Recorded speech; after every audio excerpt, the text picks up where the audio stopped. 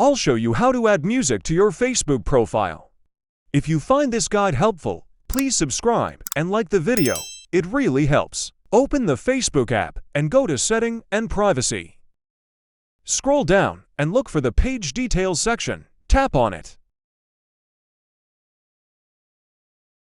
Scroll down and look for the Music section just below your profile information. Tap the Music section, then tap the plus icon to add a song. Search for your favorite song from the list and tap it to add it to your profile.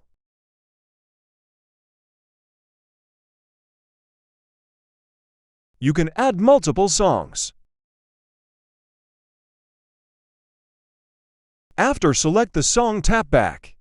That's it. You've successfully added music to your Facebook profile. If you have any questions, drop a comment below. Don't forget to like, subscribe, and hit the bell icon for more helpful guides. Thanks for watching.